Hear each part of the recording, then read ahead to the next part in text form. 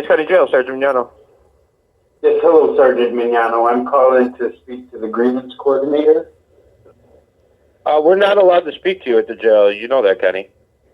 You're not allowed to speak to me about anything about grievances? No, you got everything has to go through the county attorney at this point. You could ask the same question to her, though. Wait, so you're saying that even concerning grievances or for any matter, I don't want to speak to you. Yes, that's what I'm telling you. We're on an order from the sheriff not to speak to you, to refer you to the county attorney. So I just want to make you aware I have grievances filed that get returned to the facility. How are you going to forward them to me? That's a good question for the county attorney. I don't know because I don't handle grievances, but that's something you could definitely ask her. Is your grievance coordinator available? Because the state is when I speak to them, the material is returned to the on the letter it says to the grievance coordinator and of course the sheriff. But they told me that the follow-up info that's supposed to be included, the missing reports are supposed to be included, and I'm supposed to get my copy and to contact the grievance coordinator. And so you're saying now, as of today's date, no, this was a long time ago, and I'm pretty sure you were already notified of this through other calls. To not call the jail at all, period, not even for grievances? You could call. Well, we're not allowed to speak to you per our boss, so. About grievances? Anything and everything was the words. From who? Our supervisor, the sheriff. Where can I reference that? Is there a report? Is there a memo of your shift memos? I can't speak to you about that, but you could ask the county attorney. Understood. Thank you very much. I appreciate your time, man. Thanks. No problem. Bye. And now what I'd like to do is include when I do contact the county attorney,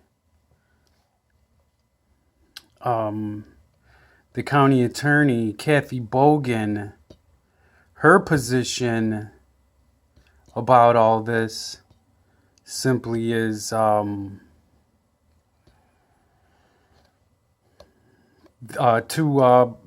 to just prevent it from happening, to prevent any information from being released. And I can prove that right now with a phone call I did make to Kathy Bogan's office. And here's how Kathy Bogan gives it up. Kathy Bogan.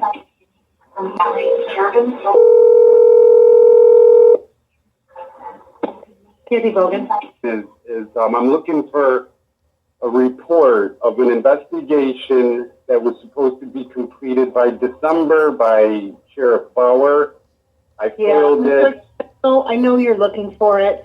And you need to talk to your attorney that you've got for that civil action, because once he gets rolling with that lawsuit, he can get that. But right now, it can't be released. Well, I can foil it, and that's just my course is just... He can get that. But right now, it can't be released. Well, I can foil it, and that's just my course is just, I just like to... I did foil it. I sent you a FOIL request, and my question is... FOILs right now are non-essential, and I have to wait till they lift that non-essential working thing. FOILs right now are non-essential, and I have to wait till they lift that non-essential working thing. FOILs right now are non-essential, and I have to wait till they lift that non-essential working thing. Well, it is essential to a criminal action. It is essential, and I don't know how you are classifying that as not essential.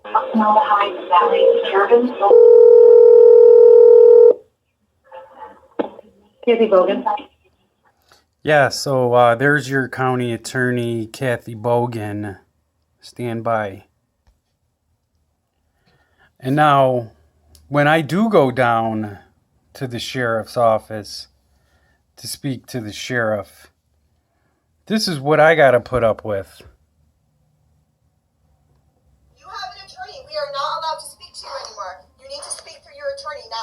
directly. We cannot speak to you. How do you know what I'm here to speak about? It doesn't matter. You have an attorney now. We cannot speak to you. Well, so you're saying then. So I don't even know who that woman was, but I go down there to the sheriff. I mean, to exercise my right to file a complaint. And this lady. Attorney, we are not allowed to speak to you anymore. You need to speak through your attorney, not through you directly. We cannot speak to you. How do you know what I'm here to speak about? It doesn't matter. You have an attorney now. We cannot speak to you. And I would like to know who this woman is. I'm gonna find out who she is, because her conduct is very hateful. And then this lady in the background, the big lady. For this, I'm here to speak to somebody, and you're presenting all this other speculation about why I'm here and what I can and can't talk about. Kenny, let's just figure this out. You need to tell. Yeah, you can record as much as you want. I would like to know who that lady is, and I can't wait to find out her name. They act illegally, they act unlawfully, they prevent you from exercising your right, from obtaining documents, from accessing FOIL records, from filing complaints. They prevent you from doing everything. And then when their own rules, it states right here, it says, if you have filed a grievance and are released or transferred from the facility, the grievance shall be forwarded a copy of the final resolution of the grievance. So when I call up the facility that's supposed to provide that documentation, they shut me down. When I try to make a complaint and file a grievance, look what the facility does. The grievance coordinator shall issue a written determination, and such determination shall specify the facts and reasons underlying the coordinator's determination. In this instance, the grievance coordinators simply indicated that the grievance would be turned over to the chief administrative officer, who is the superintendent of the Orleans County Jail, for his investigation. This determination is in violation of 9 NYCRR subsection 7032J. The council also noted that pursuant to 9 NYCRR subsection 7032-4F, the chief administrative officer or his designee shall ensure that each grievance is investigated to the fullest extent necessary. In this instance, the facility failed to investigate and address any of the grievance claims. The grievance packet did not include the investigation report that was referenced on the investigation form.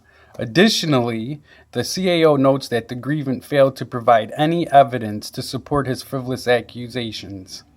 There is no indication in the grievance itself that an investigation was completed by the facility, because they don't complete investigations. They don't care about the law. They don't care about, and look here. Further, the council noted that the CAO's determination, it was noted that due to the grievant being in disciplinary segregation, he's only afforded being released from confinement for 1 hour of recreation, 1 hour of visitation twice a week, and 1 hour daily. The facility is reminded that inmates must be allowed out of their cells for a minimum of 4 hours a day as per NYCRR subsection 7075.4C. Because the jail put me in administrative segregation after I reported being assaulted by a correction officer, Chris Caulfield, who will be addressing this. We will be addressing this matter in court. But in any case, the corruption out here in Orleans County with this government it's ridiculous. Even everybody lies. Nobody follows the law. They're full of excuses and lies. I'm calling them on it, and there you have it for Orleans County corruption. I challenge you, Miss Bogan. Release the video. Release the FOIL requested information I have legally requested and have a right to. Even acting in capacity pro se concerning my civil lawsuit. I will be going through the court to access these documents and making sure that I get access to the ones that are not redacted. So expect that. I'm not allowed to communicate with the Orleans County Sheriff's Department or the county, and the county attorney lies, outright lies. And if I have said anything wrong, then I challenge you to file a criminal charge. If I've lied about Christopher Caulfield assaulting me, file a criminal charge for falsely reporting an incident. There you have it. Leave a comment down below. Thank you for watching. I would give a shout out to Brian at High Impact Vlogs. We'll be in touch, brother. Bye for now.